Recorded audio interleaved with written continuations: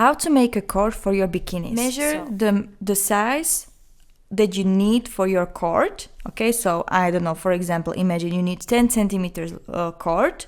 Then you need to make 3 times longer so imagine I want to have this size of my final cord. So basically I need to take 3 more times, or let's say 3 times longer than I need. Okay, so like this.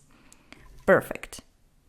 Now what I'm going to do is I am going to make a slip knot. Okay, now put my hook there.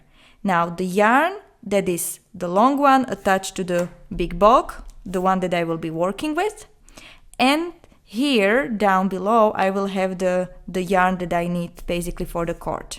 Okay, so how I am holding it usually, I am just grabbing the working yarn around my fingers like this usually, and this one I am holding with these fingers. Okay, and basically what we are going to do, the first one will be always the trickiest one.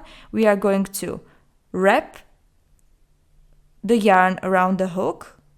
Okay, usually I am holding it here down below with my fingers, so then it's not like moving around, and now I am going to pull through both of the loops.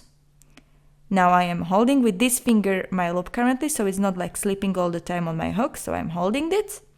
Again, going around the hook with the yarn, grabbing now both two. Now I am holding again down below here and pulling through both loops.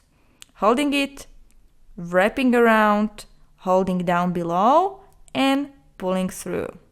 And basically this way I am going to make my cord. Simple as that. And it will be as long as I have. So basically you are continuing doing exactly these steps till you have your yarn.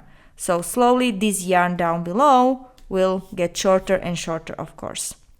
And this is how you can make your cord.